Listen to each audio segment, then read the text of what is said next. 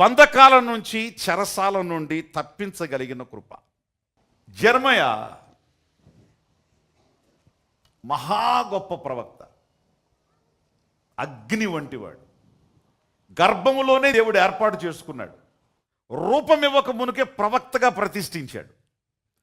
ఇలాంటి ఆయన్ని పరిచర్యకు వచ్చిన తర్వాత దేవుడు ఏం చెప్పమన్నాడో నిర్మోహమాటంగా, నిరభ్యంతరంగా రాజు ముందు, ప్రవక్తలు, అక్కడ దొంగ ప్రవక్తలు చాలామంది ఉన్నారు, వీళ్ళందరి ముందు ఒక్కడే నిలబడి ధైర్యంగా సాక్ష్యం చెప్పాడు. రాజు లాగి కొట్టి, ఇంతమంది ప్రవక్తలు ప్రవచిస్తుంటే వాళ్ళకి రాంగ్గా ప్రవచిస్తావు, నీకొక ప్రవచనం, వాళ్ళకొక ప్రవచనం, నీకో దేవుడు వాళ్ళకొక దేవుడు ఉంటాడరా అని చెప్పి తీసుకుని వెళ్ళి చంపేద్దాం అనుకున్నాడు. కానీ తీసుకెళ్ళి బంధించి నీళ్లు ఇవ్వకుండా, ఆహారం ఇవ్వకుండా, ఒక్క రొట్టె మాత్రమే ఇచ్చి అతన్ని కటిక బాధలకు గురి చేశాడు. సరే, ఆడు గురి చేస్తే ఏంటి, చెప్పమన్నది దేవుడు, చెప్పమని చెప్పింది దేవుడు, సహాయం చేస్తానన్నది దేవుడు అని చెప్పి అనుకుని యిర్మీయా దేవుని దగ్గర ప్రార్థన చేశాడు. అయ్యా, నువ్వు చెప్పమన్నావు, చెప్పాను, చెరసాల కంటే గొప్పోడు, రాజుగాడి కంటే గొప్పోడు, నన్ను విడిపించగలిగిన వాడు అని పాపం అన్ని ప్రార్థనలు చేశాడు. కానీ ఒక్క ప్రార్థన వర్కౌట్ అవ్వలేదు. రోజు రోజుకి శ్రమ, కష్టం ఎక్కువైపోయింది, బాధపడుతున్నాడు. కానీ దేవుని సహాయం రాలా, ఈవెన్ స్వరం కూడా రాలా. ఎస్, కొన్నిసార్లు దేవుని యొక్క కార్యాలు ఎందుకు ఇలా జరుగుతాయి అని అంటే, ప్రవక్త తప్పు చేసి కాదు, దేవుడేదో పరీక్షించాలని కాదు. కొన్ని అనుభవాలను రాబో తరాలకి బోధించేటువంటి గైడ్గా నిన్ను కానీ దేవుడు పెట్టాడు అని అంటే, కొన్ని విషయాలు నువ్వు ఖచ్చితంగా అనుభవించాల్సిందే. If God set you as a guide for the future people, నువ్వు అనుభవించాల్సింది, నువ్వు ఖచ్చితంగా అనుభవించాల్సిందే. యిర్మీయా ఈ విషయాన్ని అనుభవించకుండా కానీ ఉండి, ఒకవేళ దేవుడు జైల్లో పడకుండా తాళం వేసిన తర్వాత తాళం ఊడిపోయి మళ్ళీ లెఫ్ట్ రైట్ కొట్టుకుంటూ ఈయన బయటకు వచ్చేస్తే అసలు ఈ చదివేవాళ్ళమే కాదు. మనం కొందరిని బోధించేవారుగా, నేర్పించేవారుగా, మోడల్గా ఉండేవారుగా కొందరిని ఉంచాడు అని అంటే, కొన్ని శ్రమలు కూడా వాళ్ళ జీవితంలో దేవుడు కొన్ని ఉంచుతాడు. అది మీరు తప్పు చేసి కాదు, ఈ అనుభవం ద్వారా అనేక మందికి మీరు నేర్పించడానికి. ఈయన ఇక్కడ మీరు చూస్తే 3వ అధ్యాయం దగ్గర నుంచి దేవుణ్ణి ఒకే తిట్టడం. ఒకవేళ మీరు కూడా మాట్లాడనంతగా మాట్లాడాడు అంటే మీరంత అనుభవించలేదులే బాధ. ఎన్ని మాటలు మాట్లాడాడంటే, నువ్వు నన్ను ఇట్లా చేసావు, అట్లా చేసావు, ఇలా చేసావు, ఇలా బాధ పెడుతున్నావు, ఇలా మాచిపత్రి తాగిస్తున్నావు, శ్రమలకు గురి చేసావు, అవమానానికి గురి చేసావు, కనీసం పట్టించుకోవట్లేదు, చూడను కూడా చూడట్లేదు, ఎక్కడున్నావు, ఏమైపోయావు, రకరకాలుగా మాట్లాడాడు. ఎప్పుడు ఆయన ఏం గుర్తు చేసుకుంటున్నాడంటే, ఆయన బాధని, ఆయన కష్టాన్ని దేవుడు జ్ఞాపకం చేసుకున్నటువంటి తనాన్నే జ్ఞాపకం చేసుకున్నాడు. కానీ ఈ ఫ్లోలో ఒకటి జ్ఞాపకం వచ్చింది. ఏంటి, నాకు ఇంకోటి జ్ఞాపకం వస్తుంది. అదేమిటంటే, యెహోవా ఆయన ఎన్ని చేసినా ఆయన మాత్రం కృపకలోడని మాత్రం నాకు గుర్తొస్తుంది. ఎప్పుడైతే గుర్తొచ్చిందో ఆయనకు రావాల్సింది వచ్చింది. మన కొన్నిసార్లు గుర్తుకు రావడం వలన రాకూడని వస్తూ ఉంటాయి మనకి.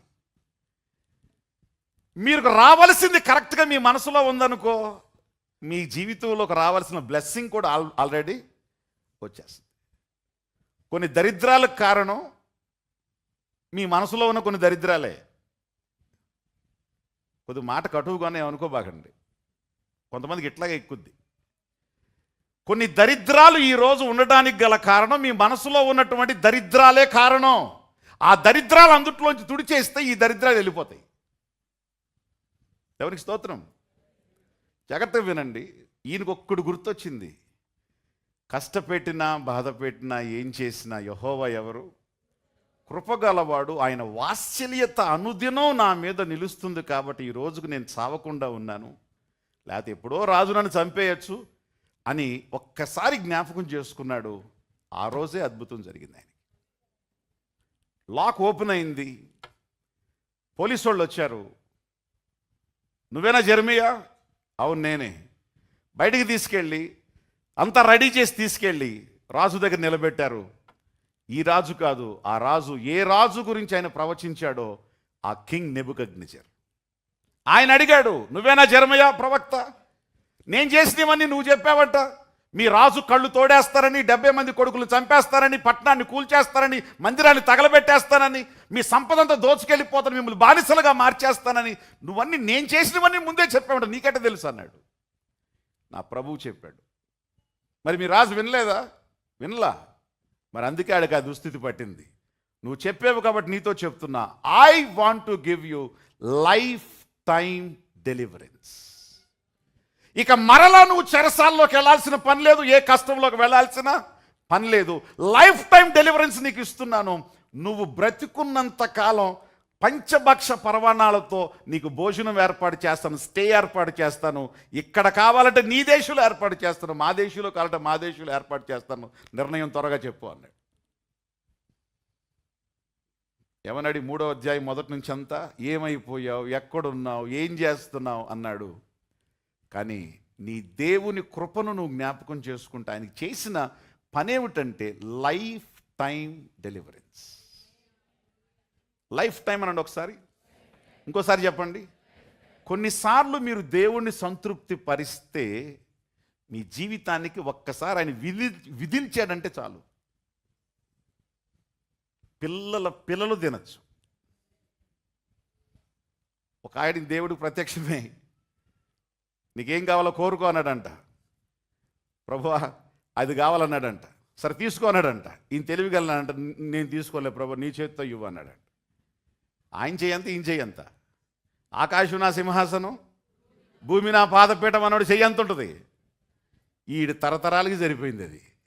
ఒకవేళ మనవాడు తీసుకుని ఉంటే కిళి నవ్వినట్టు ఉండేది. దేవుని స్తోత్రం. దేవుడు తన కార్యం చేస్తే లైఫ్ టైం బ్రేక్ త్రూ.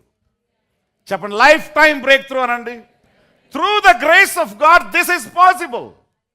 దేవుని కృప ద్వారా ఇది సాధ్యం. లైఫ్ టైం డెలివరెన్స్ దేవుడు ఖచ్చితంగా ఇస్తాడు. ఆయనకు మహిమ కలుగును గాక.